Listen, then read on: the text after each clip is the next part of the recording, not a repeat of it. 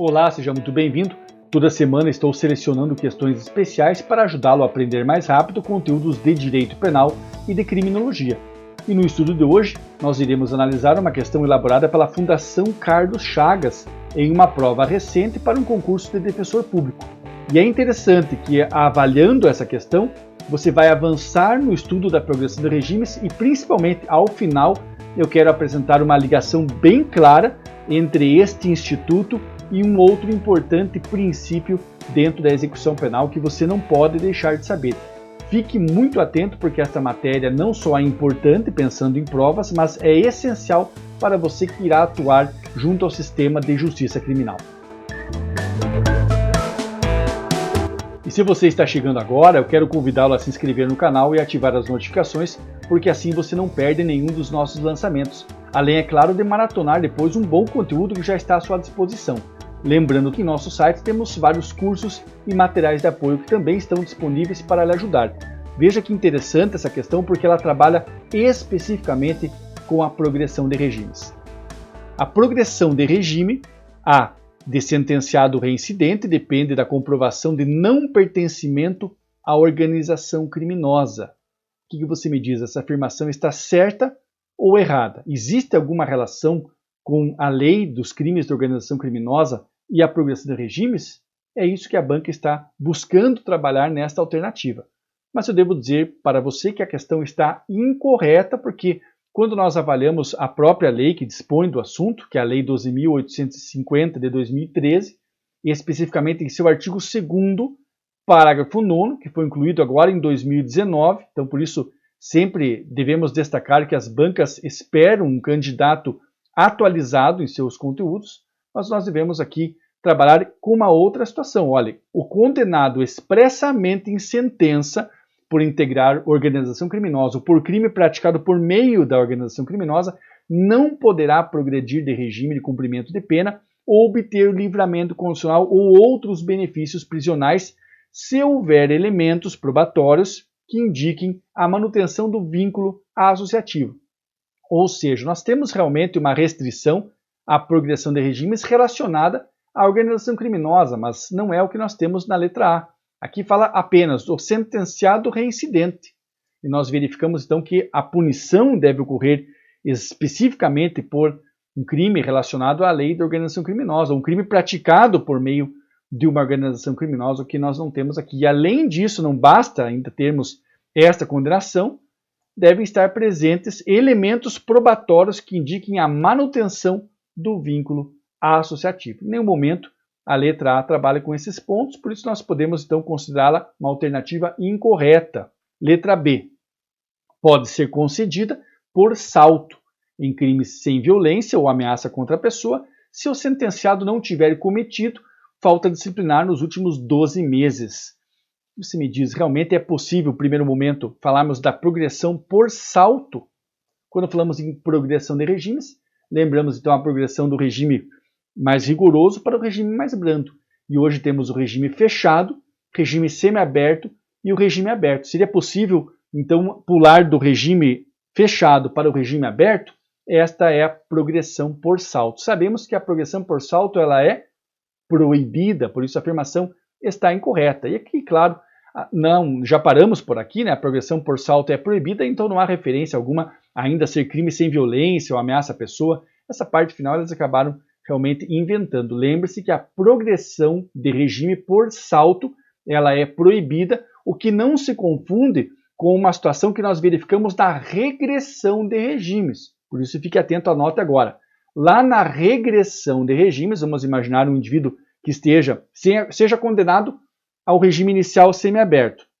Depois tem a possibilidade da progressão de regime para o regime aberto. Estando ele no regime aberto, nada impede que ocorra uma regressão para o regime fechado.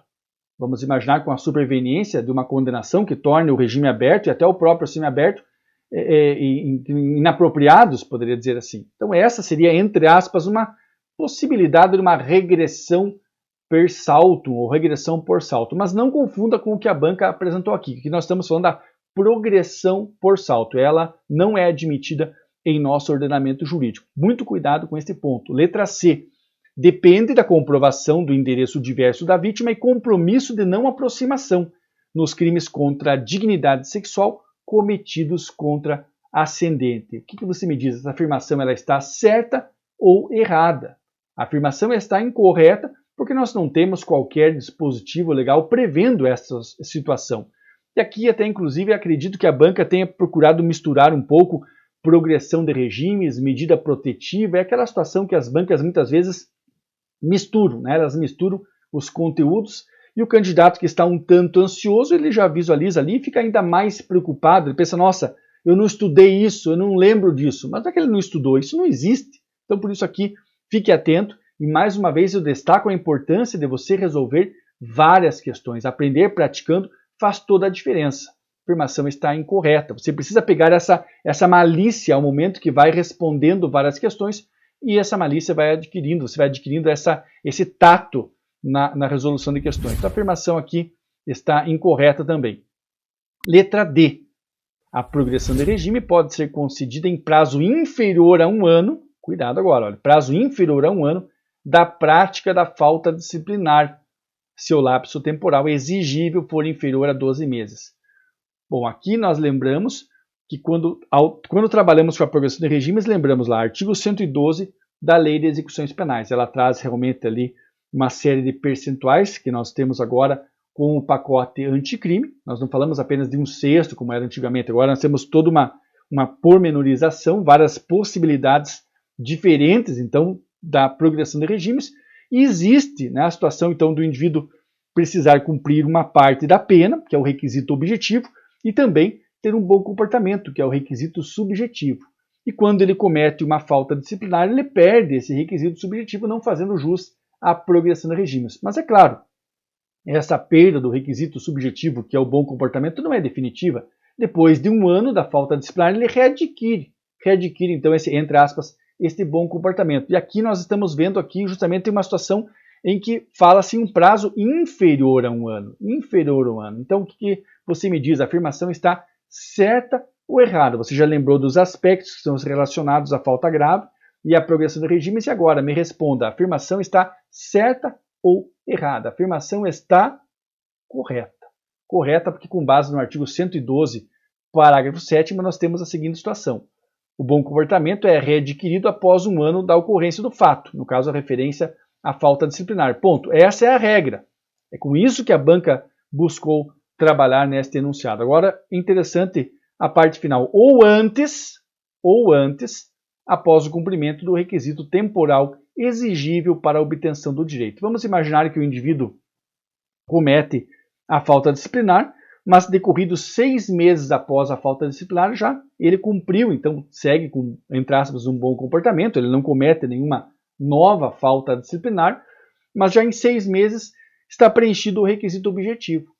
O requisito objetivo diz respeito ao cumprimento de parte da pena. Neste caso, então, ele pode progredir de regime. A afirmação está correta e é interessante você verificar, então, que quando nós descemos a prática das questões, nós, no primeiro momento, realizamos a leitura dos dispositivos legais, depois vamos para as questões, é que nós verificamos estes pormenores e, com isso, nós conseguimos memorizar melhor a matéria.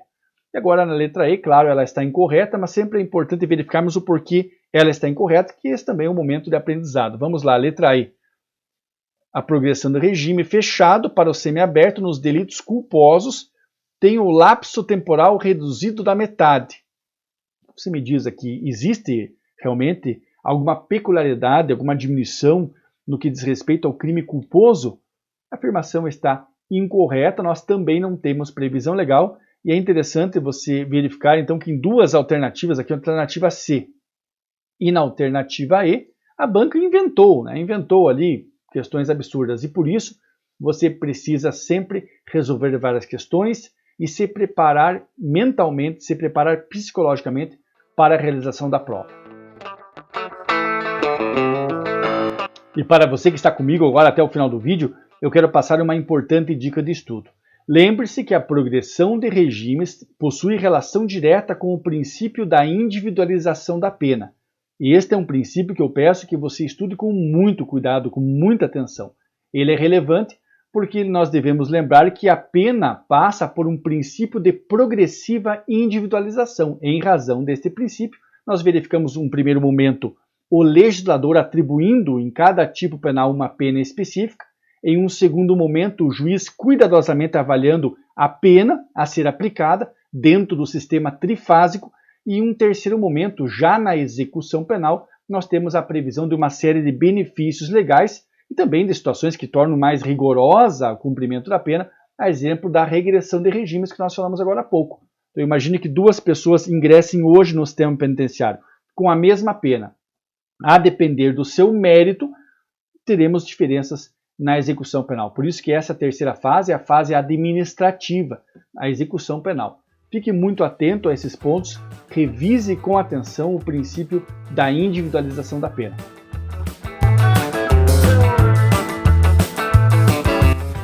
São essas as considerações de hoje. Deixe o seu like se esse vídeo lhe ajudou e eu convido a conhecer o meu site, onde você encontra cursos e materiais de apoio.